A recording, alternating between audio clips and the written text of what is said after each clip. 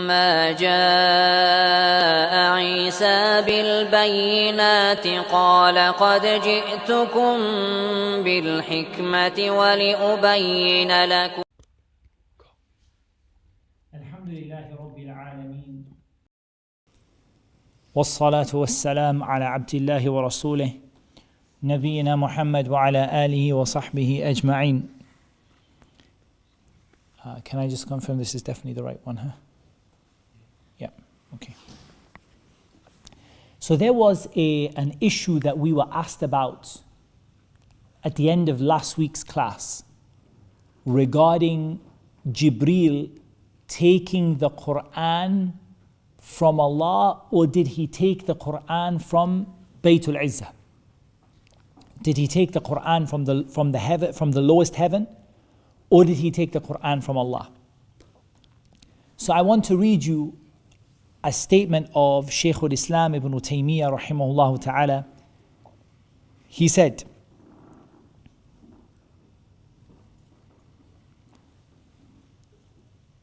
وكذلك قد أخبر في غير موضع من القرآن أن القرآن نزل منه وأنه نزل به جبريل منه ردا على هذا المبتدع المفتري وأمثاله ممن يقول إنه لم ينزل أو إنه لم ينزل منه.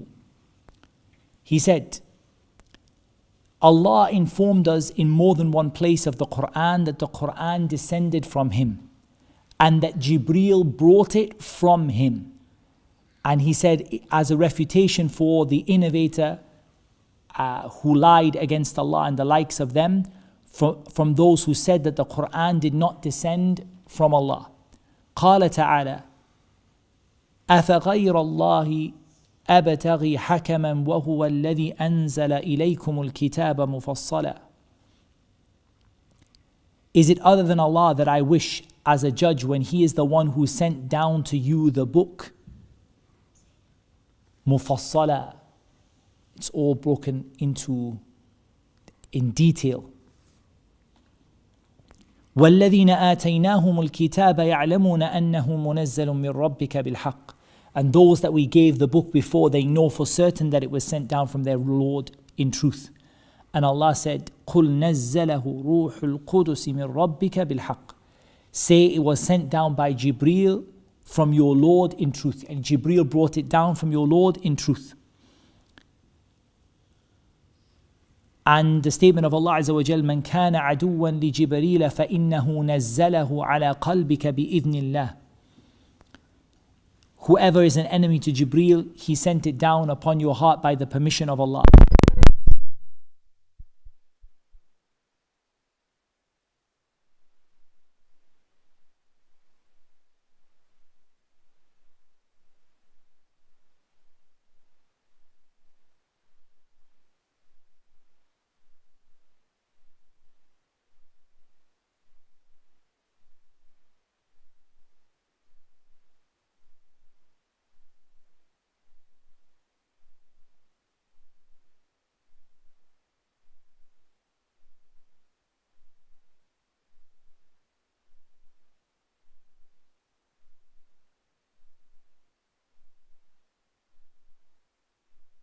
سبيل المؤمنين ألا ترى أن الله فرق بين ما نزل منه وما نزله من بعض المخلوقات كالمطر.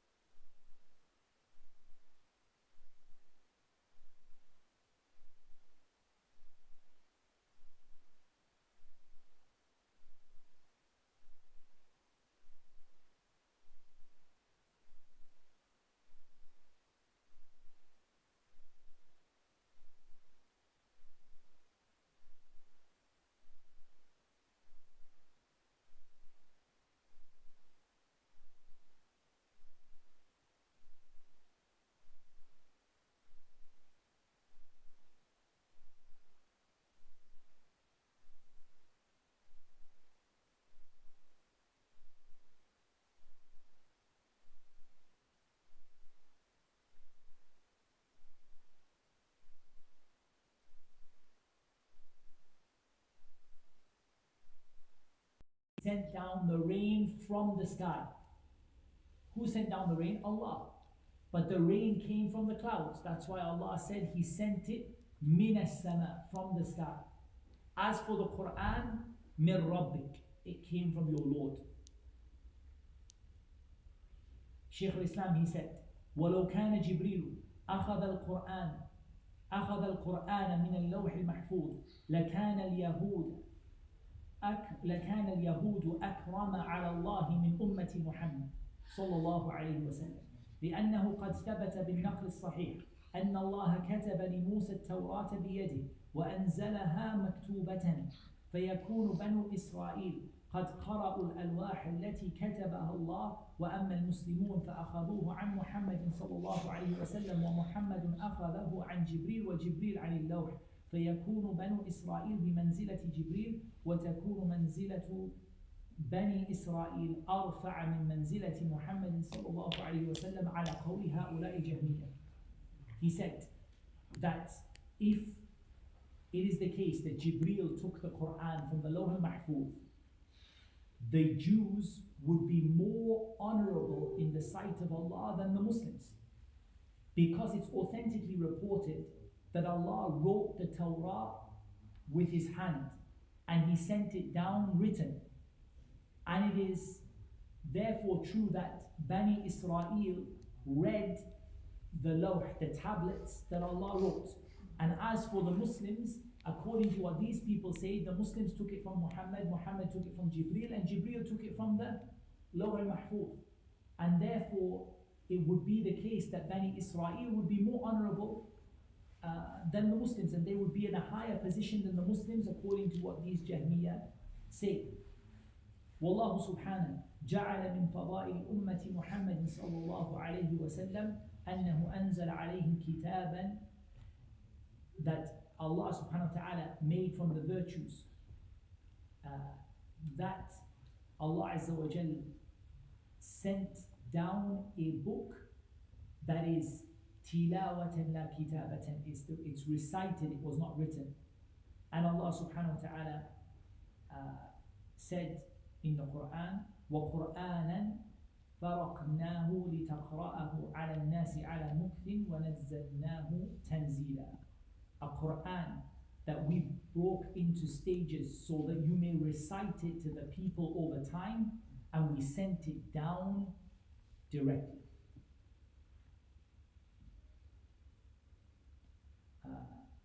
And the Shaykh has a long and further discussion here, until he said, ثم إن كان جبريل لم يسمعه من الله وإنما وجده مكتوبا كانت العبارة عبارة جبريل وكان القرآن كلام جبريل.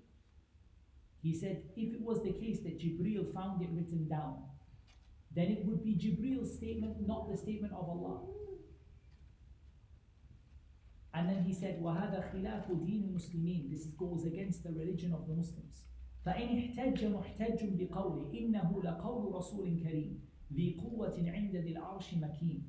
If it is said that the person says, but didn't Allah say إِنَّهُ لَقَوْلُ رَسُولٍ كَرِيمٍ?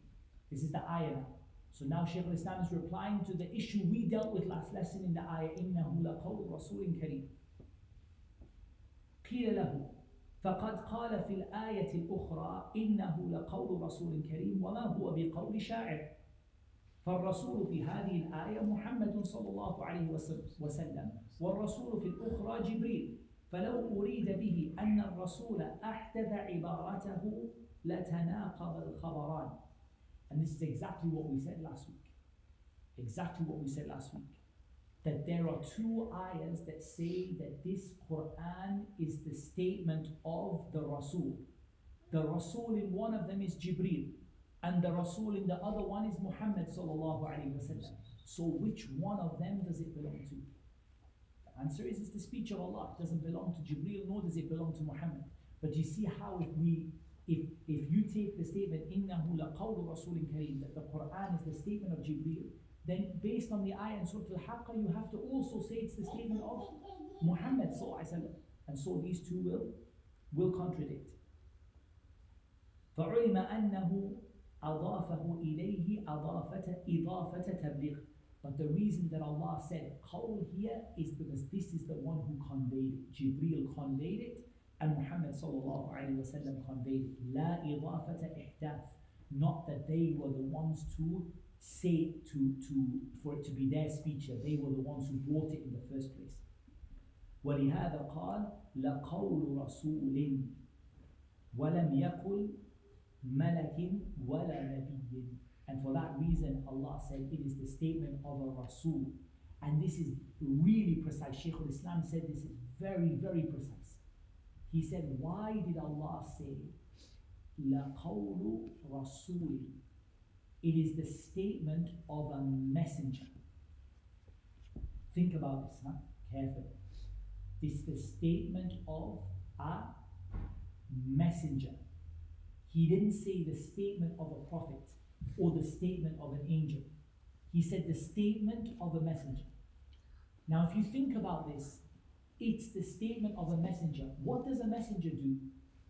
A messenger brings a message from someone else, right? If he said إِنَّهُ لَقَوْلُ مَلَكٍ كَرِيمٍ, it's the statement of a noble angel, you would have a reason to say this belongs to Jibreel.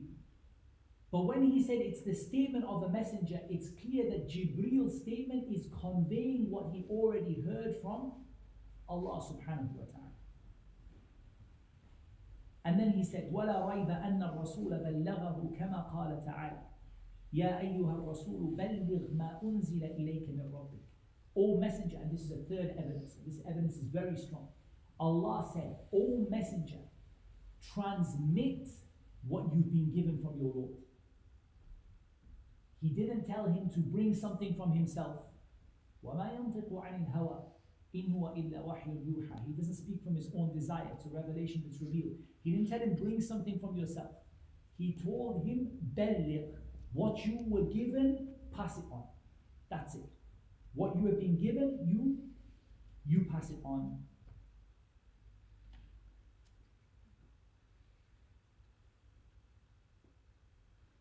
Then Shaykh al-Islam, he mentioned a narration. And in this narration he said, فكان النبي صلى الله عليه وسلم يعرض نفسه على الناس في الموسم ويقول ألا رجل يحملني إلى قوم لأبلغ كلام ربي فإن قريشا قد منعوني أن أبلغ كلام ربي. Will there not be a man who will take me to his people so that I can transmit to you the speech of my Lord? Because Quraysh have forbidden me from transmitting the speech of my Lord. And when Allah revealed Alif Lam Mim غُلِبَتِ الرُّومُ, Abu Bakr as-Siddiq came out and he read it to the people. فَقَالُوا هَذَا كَلَامُكَ أَمْ كَلَامُ صَاحِبِكَ أو أَمْ كَلَامُ صَاحِبِكَ. They said, "O Abu Bakr, is this your speech or your companion's speech?" Meaning, is this Alif Lam Mim غُلِبَتِ الرُّومُ, this is from you or from Muhammad? For Abu Bakr, he said, ليس بكلامي ولا كلام صاحبي. It is not my speech, nor is it the speech of my companion. ولكنه كلام الله. But it is Allah's speech. And then Shaykh al-Islam, he said, وهذه المسألة من أصول أهل الإيمان والسنة التي فارقوا بها الجهمية من المعتزلة والفلاسفة ونحوهم. He said that this issue is from the fundamentals of Iman, by which Ahl Sunnah are different from the Jahmiyyah, whether they are the Mu'tazila, the philosophers and the likes of them. And then he mentioned that he has spoken about it elsewhere. This is in the 12th volume of Majmu' al-Fatawa, in page number 590. I just wanted to quote that to you, even though it's outside of our class, because it related to the question. So if the statement is that Jibreel found the Qur'an in Bayt al-Izzah, complete, written down, and then Jibreel from Bayt al-Izzah read it, and he read it upon Muhammad sallallahu alaihi wasallam, then no. Jibreel took it from Allah subhanahu wa ta'ala. And this doesn't conflict with the fact that Allah sent the Qur'an to the lowest heaven one time. Inna anzalnahu fi laylatul qadr. We sent it down in Laylatul Qadr. This doesn't conflict. But Jibreel heard it directly from Allah. He did not find it written down in any lawh, tablet, or in any place. Rather, Jibreel heard it directly from Allah and he conveyed it like that. And that is part of the honor that this ummah has versus the other nations.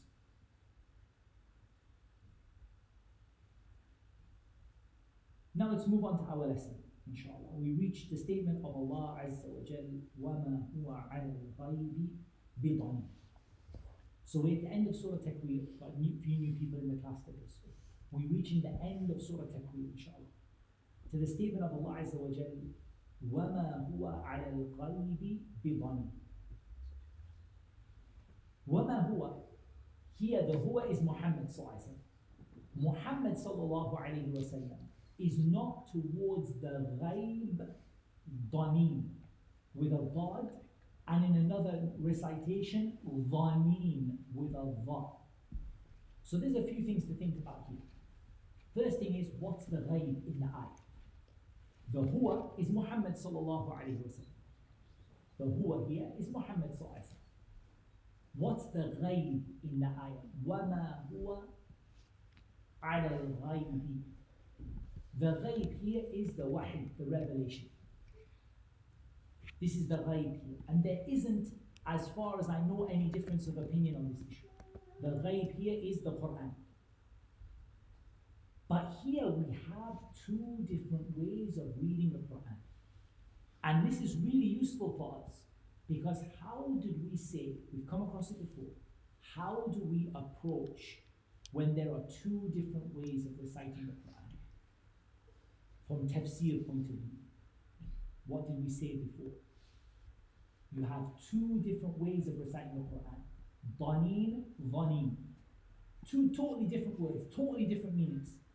Dhanin with a dad and dhanin with a dha. How, from Tafseer point of view, how do we approach it? Well, does anyone remember what we said last time when we came across this issue?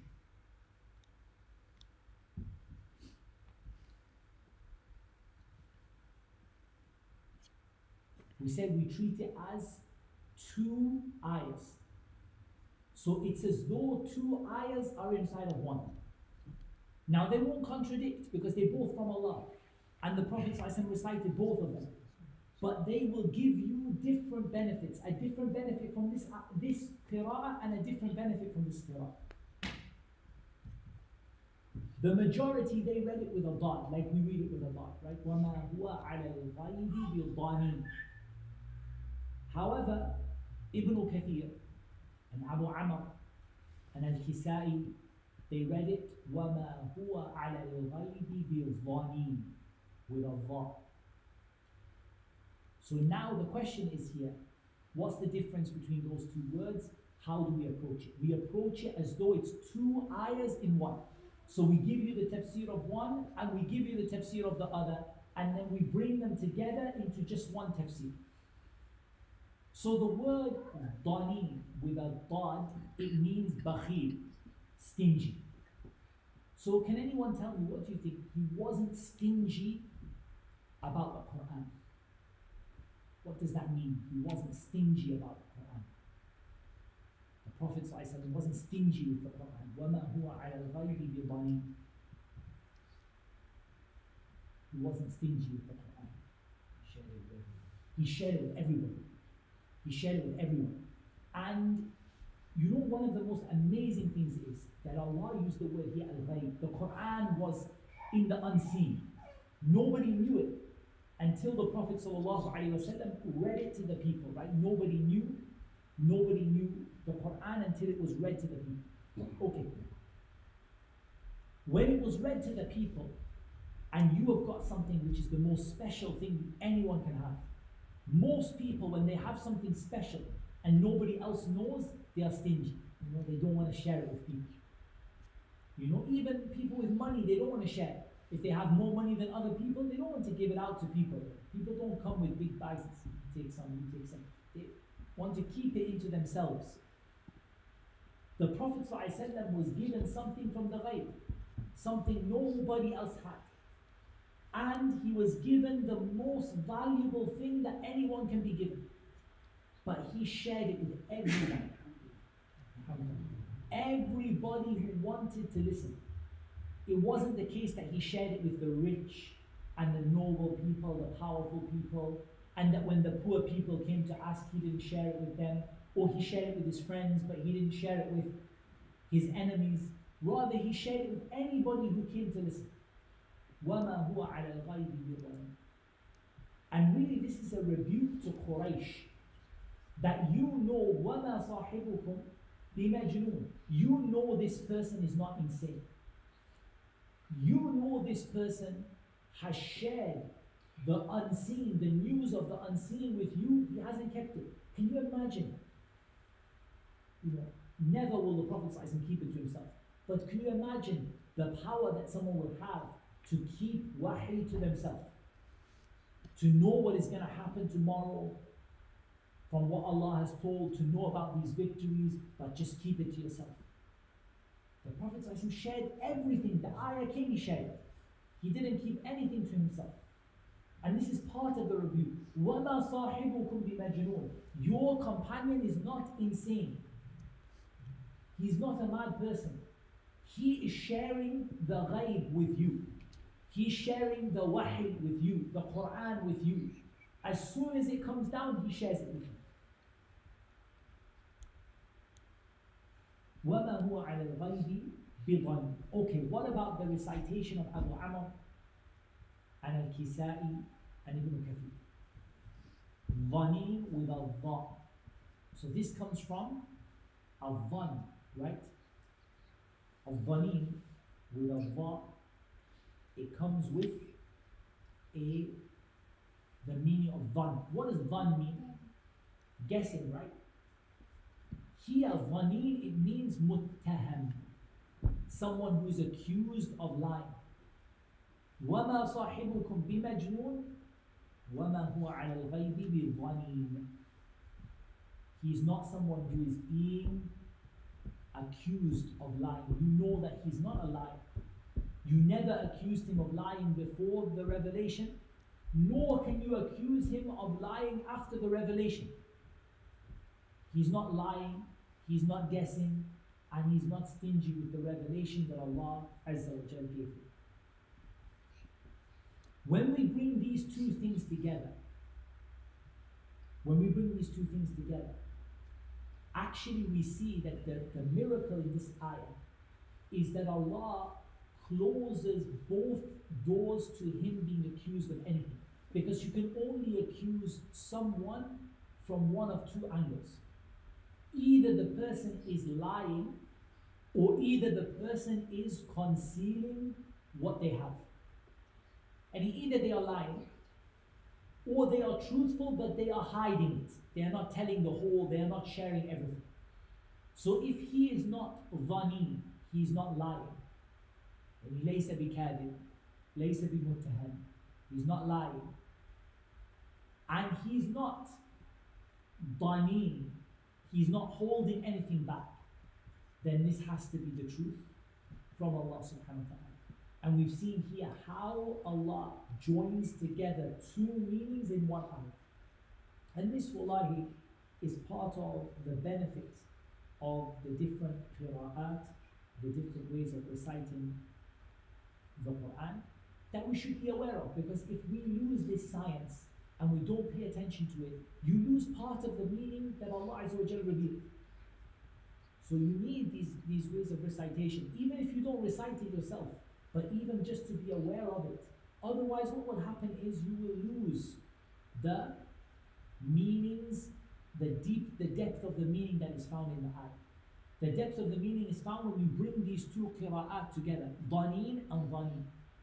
He's not stingy with what he's been given, he's not hiding anything, and he's not dhanin, he's not lying, he's not accused of lying by anyone. Therefore,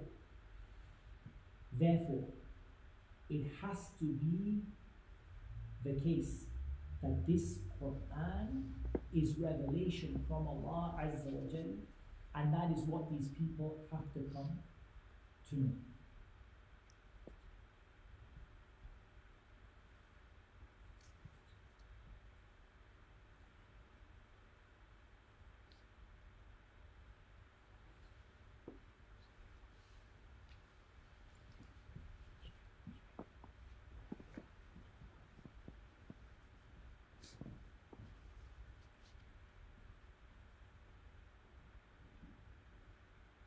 So there is no addition in it, there is nothing taken away from it, and the Prophet ﷺ shared it with everyone.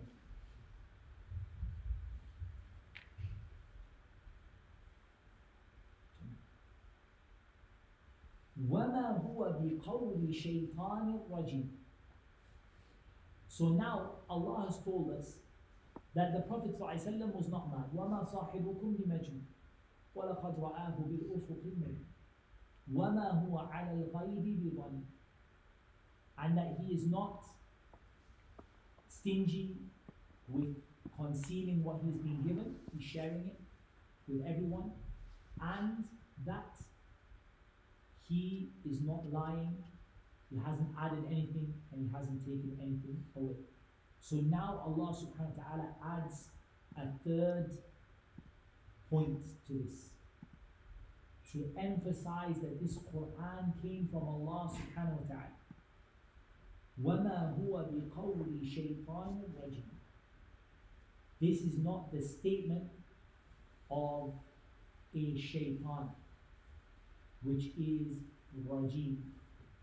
Rajim, it means to be cast away, right? To be outcast, to be thrown out, to be cast out.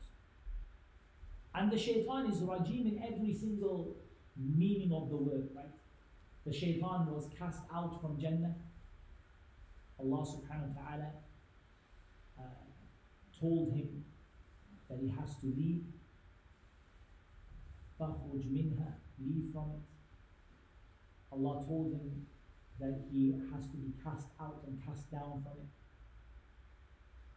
And he is rajim because he is an outcast and he is away, he is cursed. He has taken himself out from Allah's mercy. He's taken himself out from Allah's mercy. And he has taken himself out from obedience to Allah. And he has taken himself out from Allah's religion. So he is an outcast. And this Qur'an did not come from a shaitan. And they would not be able to do so. Like Allah Azza wa Jalla said in Surah al-Shu'ara, at the end of Surah al-Shu'ara, وَمَا تَنَزَّلَتْ بِهِ الشَّيَاطِينُ وَمَا يَنبَغِي لَهُمْ وَمَا يَسْتَطِيعُونَ. This Qur'an it wasn't the shaitan that brought it down. When we say the shaitan that brought it down, like what? What's an example of something the shaitan brings down? Something that the shaitan brings. Information from the heavens. Yeah, like the fortune tellers, right? The fortune tellers and the soothsayers. So it's similar to the statement when they said that the Prophet ﷺ is a kahin, is a fortune teller or a sorcerer.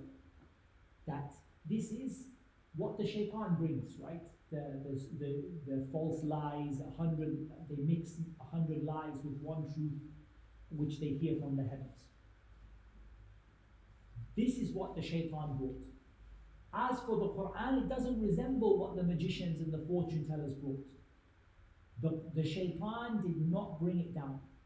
وَمَا يَنْبَغِي لَهُمْ. It's not befitting for them, it's not right. This Qur'an, with all of its commanding good and forbidding evil, and its miraculous language and its beautiful meanings, it's not the work of a shaitan. It's not the action of a shaitan. What is the shaitan? What does the shaitan bring? Everything which is khabith, which is filthy, everything which is munkar. The shaitan commands you with as-su, al-munkar, evil and criminality, and al-fahsha, immorality. That's what the shaitan brings. And everybody knows that in their nature, everybody knows that the nature of the shaitan is to bring as-su, al-fahsha, al-kadhib, evil, immorality, lying, al-khubth, filth. This is what the shaitan brings. Everybody knows that. It doesn't matter about even religion here. We're not even talking about religion specifically here. We're just talking about naturally people know the shaitan doesn't bring goodness and al-maw'izatul hasana, good instructions and kindness and purity and gentleness and revelation. Shaitan brings everything which is evil and dirty. So وَمَا يَنْبَغِي لَهُمْ, it's not right for the shaitan to bring the likes of this Qur'an. وَمَا يَسْتَطِيعُونَ, and they're not able to do it. And the shaitan would never be able to do it. Would never be able to do it. And that's why Allah Azza wa Jal challenged the person who said that the Prophet ﷺ invented the Qur'an. Allah challenged them. وَادْعُوا مَنِ اسْتَطَعْتُمْ, call upon whoever you like. Call upon whoever you like. All of these people besides Allah. Call upon your shuraka, your idols that you believe in. Call upon your shayateen that you worship. Call upon all of them. They cannot bring a Qur'an like this Qur'an. وَمَا يَسْتَطِيعُونَ, they are not able to do it. فَأَيْنَ تَذْهَبُونَ. Now this is the conclusion of what Allah Azza wa Jal told us. So Allah subhanahu wa ta'ala told us the Prophet ﷺ is not insane. He was not stingy with the recitation. He was not lying. This is not the work of the shaitan, who is rajim, who is cast out from the mercy of Allah, who was cast out from Jannah, who was cast out from every good. This is not a lie, it's not from the shaitan, it's not concealed or hidden, and the Prophet ﷺ is not insane. And therefore Allah subhanahu wa ta'ala asks the question to those people who do not believe in this Qur'an, فَأَيْنَ تَذْهَبُونَ, where are you going to? Where are you going to here? Ibn Kathir, he said, فَأَيْنَ تَذْهَبُ أُقُولُكُمْ فِي تَكْذِيبِكُمْ بِهَذَا الْقُرْآنِ مع ظهوره ووضوحه وبيان كونه حقا من عند الله تعالى.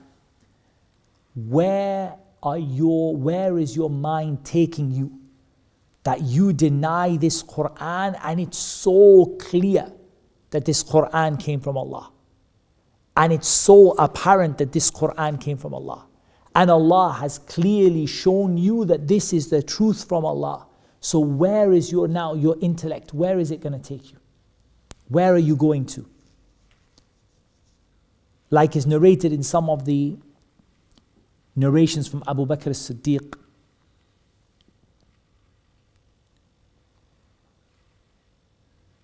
that he said, وَيْحَكُمْ أَيْنَ تَذْهَبُ أُقُولُكُمْ وَاللَّهِ إِنَّ هَذَا الْكَلَامَ لَمْ يَخْرُجْ مِنْ إِلٍّ.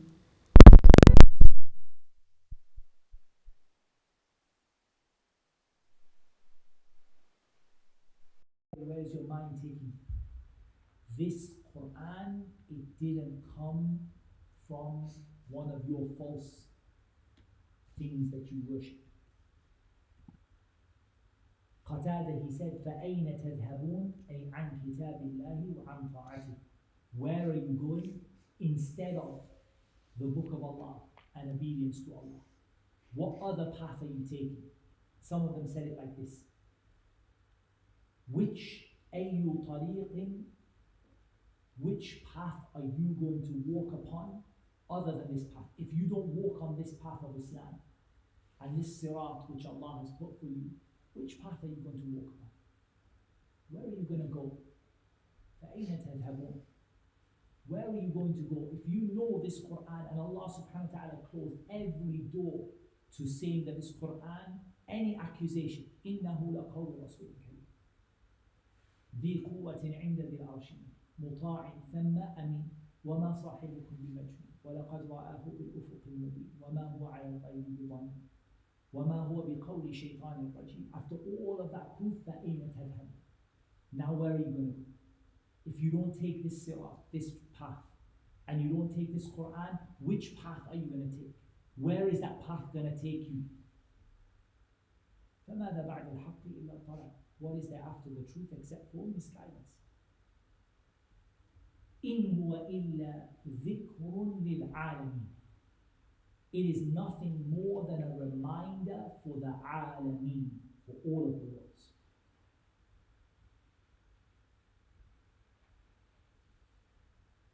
Ibn Kathir, he said here, al-alameen here, it refers to jami'un nas, all of the people. Usually we say the alameen refers to all the different worlds, right? Like in Surah al-Fatiha we said Rabbul Alameen, like the alam of the alam al-ins, alam al-jinn, alam al-malaika, the world of the angels, the world of the people, the world of the jinn, and so on. However, here the word dhikr limits the word alameen, because this Qur'an was sent to remind who? Al-ins wal-jinn.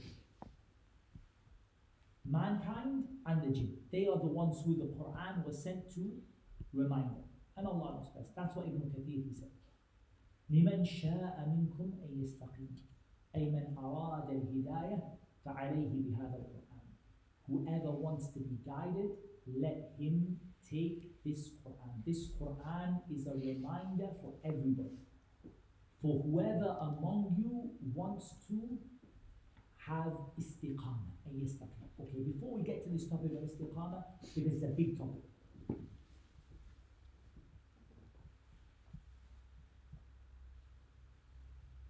This Qur'an is a reminder for all people.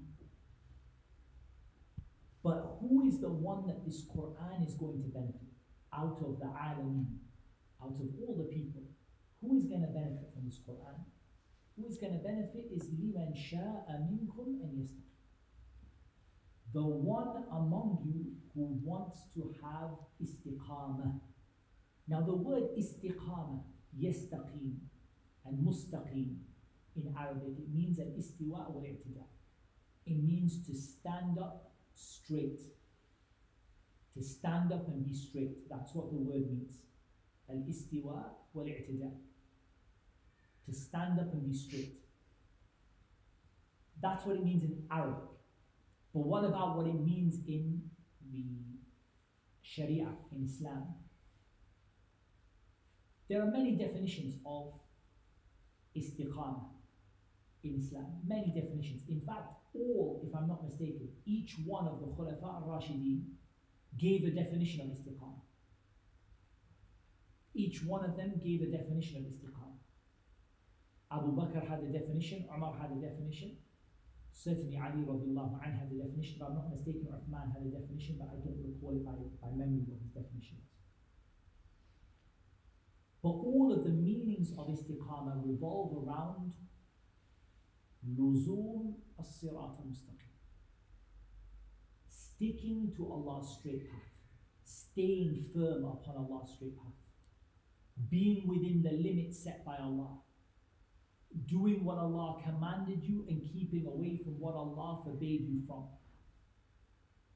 So really the essence of istiqamah, it is al-luzum, it's sticking to something and not deviating from it. And that's what Umar, he said, أَنْ لَا تَرُوهُ رَوَغَانَ الثَّعَالِبِ أو كما قال, that you don't kind of, you don't kind of roll around and sneak your way out of it like a tha'lab, like the fox. You don't squeeze yourself, you sort of go from one place to another like that. You are straightforward. This is how Umar defined it, one of the things Umar said. Abu Bakr radiallahu anhu, he emphasized that the essence of istiqamah is al-istiqamah al-tawheed. It is to be firm upon al-tawheed, upon la ilaha illallah. And that's where istiqamah comes from. So it entails al-luzum, sticking to something. And it entails sticking to what Allah commanded you and keeping away from what Allah prohibited you and staying within al-hadd, within Allah's limits. And this can be taken from a hadith of the Prophet sallallahu alaihi wasallam, in which he said, ضَرَبَ اللَّهُ مَثَلًا صِرَاطًا مُسْتَقِيمًا. Allah gave the example of a straight path. At the beginning of this path there is a gate. The path, it is on both sides there are two walls. And there is a wall on one side and a wall on the other. These walls, they have doorways, and the doorways, they have curtains that are hanging down. When a person enters the gate, a voice cries out, O servants of Allah, be straight. And don't go left and right. Be straight, وَلَا تَعْوِجُ. Don't go on that side or on that side. Don't go left, don't go right. Go straight. When a person approaches the doorway with the curtain and they lift it up, a voice cries out, don't open, don't raise it. لا تفتح. Don't open. Because in تفتح تلج. If you are going to open it, you're going to go inside of it. أو كما قال. If you're going to open it, you're going to go inside. The Prophet ﷺ explained the meaning. He said that this is Allah's straight path. The walls are Allah's limits, the hudud of Allah. The doorways lead to what Allah made haram. The caller at the beginning of the gate is the Qur'an. And the caller when you go to lift up the curtain is al-wa'id fi qalbi kulli muslim aw kama qala. It is the admonishment in the heart of every Muslim. It's something in your heart that says, don't do this, it's wrong. So there is no better explanation of istiqamah than the explanation the Prophet ﷺ gave. Sticking to the limits of Allah, going straight, not going left or right. When you get close to something haram, your heart tells you this is not right. Step back. The Qur'an is your guide to go on that straight path, and the Sunnah comes with the Qur'an. This is istiqamah. Now in this ayah, something is very, very, very important. Allah subhanahu wa ta'ala affirmed that we have a mashi'ah.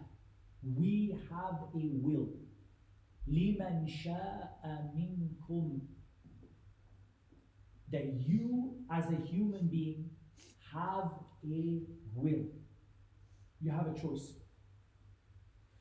You have an ability that Allah has created within you to decide what to do. This first part, or this first ayah, refutes those people who say, we don't have a will.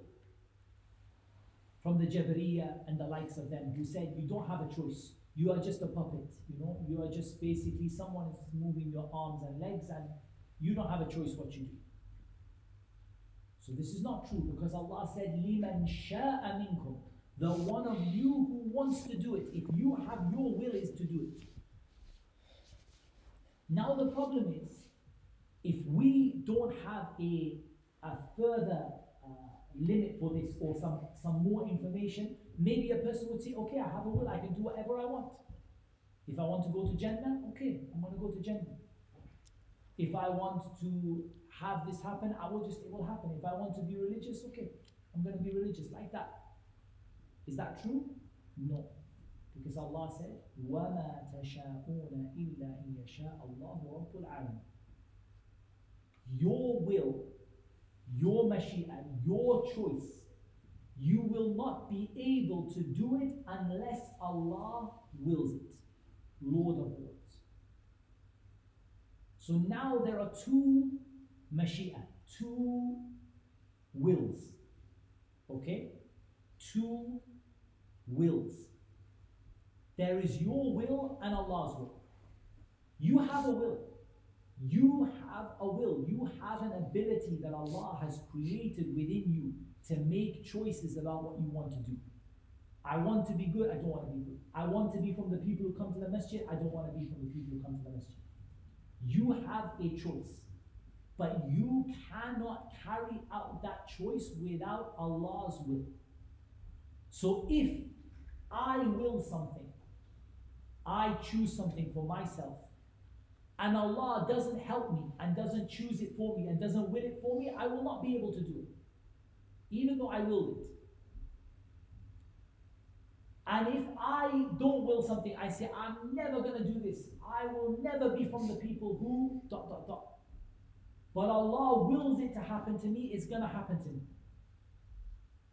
And this is why Imam al-Shafi'i said, ما شئت كان وإن لم أشأ وما شئت إن لم تشأ لم يكن خلقت العباد على ما علمت وفي العلم يجري الفتى والمسن على ذا مننت وهذا خذلت وهذا أعنت وذا لم تعن فمنهم شقي ومنهم سعيد ومنهم قبيح ومنهم حسن. He has some poetry, Imam al-Shafi'i. He said, ما شئت كان وإن لم أشأ. Oh Allah, what you will is going to happen even if I don't will it to happen. وَمَا شِئْتُ إِن لَمْ تَشَأْ لَمْ يَكُنْ. And what I want to happen, if you don't want it to happen, it's not going to happen. You created your servants upon what you know, based in your knowledge, from your knowledge.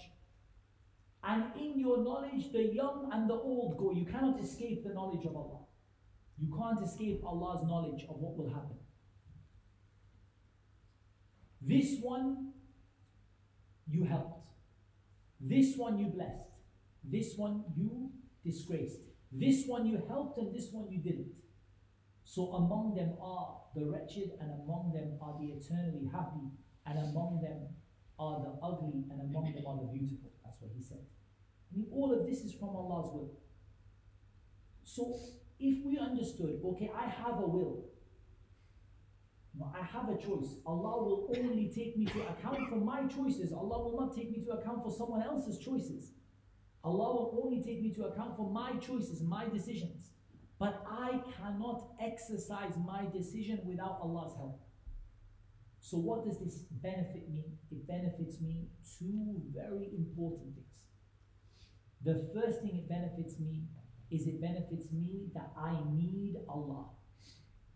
I cannot do anything without Allah. I can sit here and say, I want to be from the people of al-Firdaus al-A'la min al-Jannah, and it won't make any difference. It's just kalam. If Allah doesn't help you to do that, you will not be able to do it. So you need Allah's help. So now you behave like an abd, like a servant who needs the help of his master. Not like someone who is a mutakabbir, who is proud and says, I don't need... Listen to the atheists. Wallah, these two ayat, they solve the root of atheism. The root of atheism. If you ever listen to atheists, and I would recommend it, but if you ever come across some that talk, you'll see 90% of what they say it is because of this. If God existed, He would have guided me. Man anta, who are you? Who are you that you believe yourself to be so high that it's your right upon Allah that Allah should guide you? How dare He not guide me? That's what they say. And if He doesn't guide me, I don't believe in Him. If He guides you, okay, maybe. That's how they are. That's why you see one of them, he believes one day, he doesn't believe the other day. Because he says, if you guided me, I would have believed in you. But you didn't guide me, so I don't want to believe you. You need Allah's help. Everything you do, you need Allah's help. And this is the reason why 5 prayers in every single rak'ah, plus the voluntary prayers, we say, Ihdina as-sirata mustaqim. Because unless Allah guides you, you cannot be guided, and you cannot be helped, and you cannot achieve what you want. You have your goals. Everyone sitting in this room has got a goal. In the religion, in the dunya, you have a goal. I want to read, I want to memorize, I want to learn, I want to study, I want to be, I want to achieve, I want my business, I want my money. You have goals and dreams. You cannot achieve any of them without Allah. That's the first benefit. The second benefit is that Allah has promised to help those people who work hard. Allah said, وَالَّذِينَ جَاهَدُوا فِينَا لَنَهْدِيَنَّهُمْ سُبُلَنَا. Those people who they make jihad for us. And the jihad here is not the jihad of war, by the way. The jihad here is am. And they struggle and they strive and they make a big effort. لَنَهْدِيَنَّهُمْ سُبُلَنَا. We're going to guide them. So So Allah promised guidance to the one who tries really hard. And we know that this word jihad, it means extreme effort. And that's in the language. In the language, the word means extreme effort. Linguistically. Normally in the Qur'an, when it comes, it refers to war. But the word itself means extreme effort. So somebody who is making their best effort and they're trying so hard, Allah promised He's going to guide you. So we said, number one, you desperately need Allah's help. Number two, not only do you desperately need Allah's help, but Allah has promised His help if you work hard. If you came out with that conclusion, you said, okay, my conclusion, khulasatul qawl, the conclusion that I came with is, I need Allah and I have to work hard. Here you have understood qadr correctly, inshallah. If that is your natija, that is your conclusion, is I need Allah and I need to work really hard. But if you listen to the explanation of qadr and your understanding is, I'm doomed, I'm going to Jahannam, you didn't understand. If you say there's no benefit for me to do anything, if Allah wants to guide me, He'll guide me, and if Allah wants to punish me, He'll punish me, so I'm just sitting here, you didn't understand. If you say I don't have any ability to do anything, you didn't understand. You have a will, you have a choice, you have an ability to choose to work hard, but you will not be able to do it without the help of Allah, and Allah promised His help to those people who strive and work hard for it. Ibn Kathir, he said, أي ليست المشيئة موكولة إليكم فمن شاء اهتدى ومن شاء ضل بل ذلك كله تابع لمشيئة الله تعالى رب العالمين. He said, this will that you have is not given to you, like just take it, do what you want with it. So if you want to guide yourself, you'll be guided, and if you want to misguide yourself, you'll be misguided. Rather, this comes, it follows Allah's will. He said, تابع لمشيئة الله. It follows Allah's will, the Lord of the worlds. Sufyan al-Thawri narrated from Sulaiman ibn Musa that when this ayah was revealed, مَنْ شَاءَ مِنْكُمْ أَنْ يَسْتَقِيمُ, Abu Jahl, he said, الْأَمْرُ إِلَيْنَا إِنْ شِئْنَا إِسْتَقَمْنَا وَإِنْ شِئْنَا لَمْ نَسْتَقِمْ. Abu Jahl, he said, we have the choice to do what we want. When the first ayah was revealed, لِمَنْ شَاءَ مِنْكُمْ أَنْ يَسْتَقِيمُ, Abu Jahl said, so it's our choice then. If we want to be righteous, we will be. If we don't want to be righteous, we will not be. فأنزل الله وما تشاءون إلا أن يشاء الله رب العالمين. Then Allah revealed, you will not be able to do so, you will not be able to will it unless Allah wills it, the Lord of the worlds.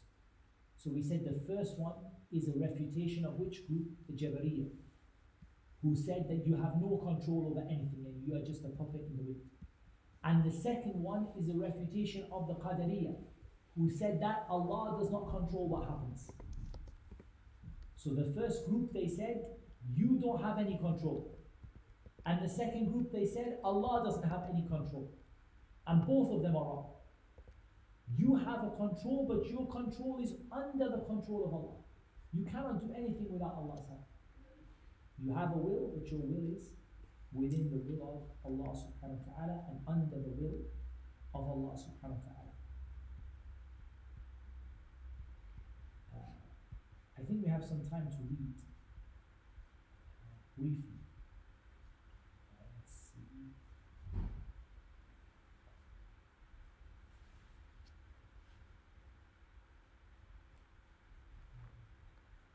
I have the quote of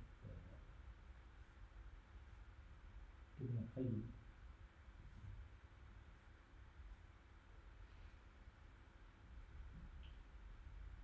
Ibn Qayyim rahimahullah ta'ala, he said, وهاتان الآيتان متضمنتان إثبات الشرع والقدر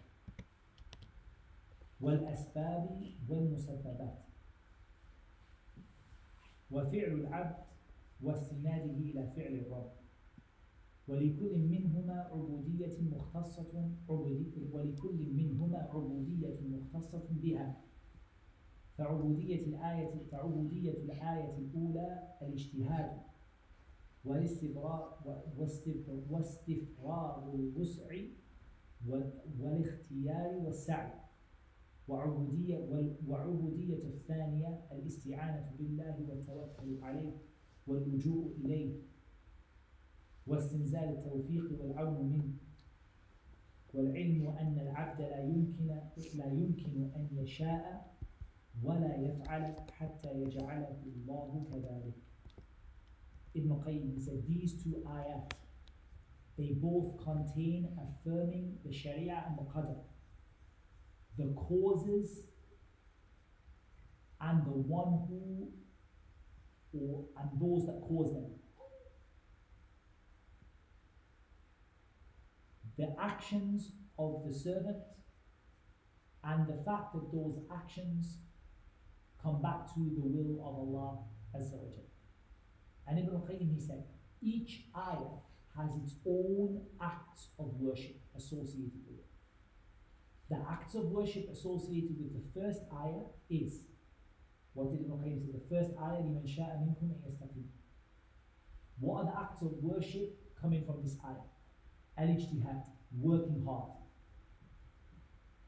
وَاسْتِبْرَاغُ الْوُسْعِ, and trying your best. وَالْإِخْتِيَارِ, making choices. And sa'i, striving for things. So Ibn Qayyim said the first ayah, it tells you that you work hard, you try your best, you make choices, and you strive for it. The acts of worship from the second ayah is putting your trust in Allah, asking Allah's help, turning to Him, and seeking Allah's tawfiq, Allah's success, and help from Him.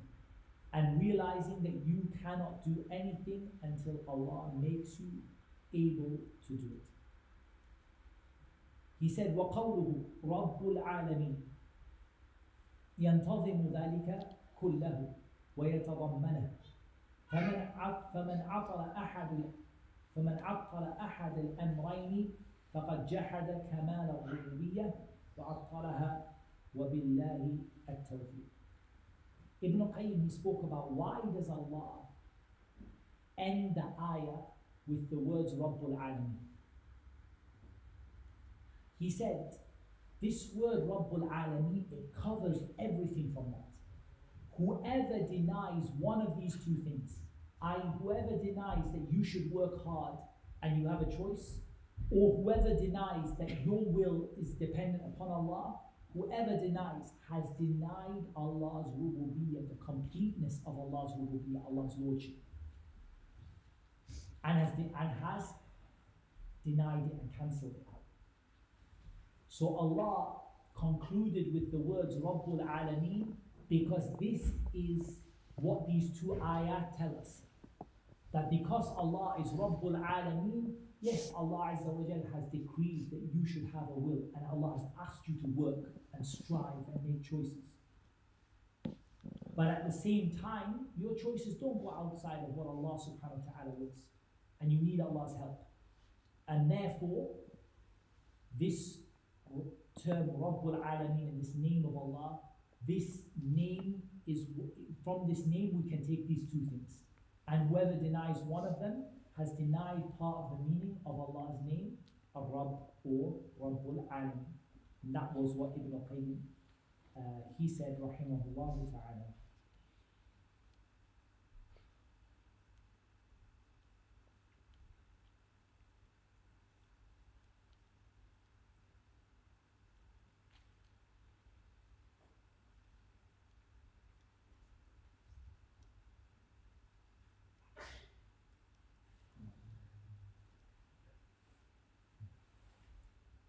With this, we have finished Surah At-Takwir.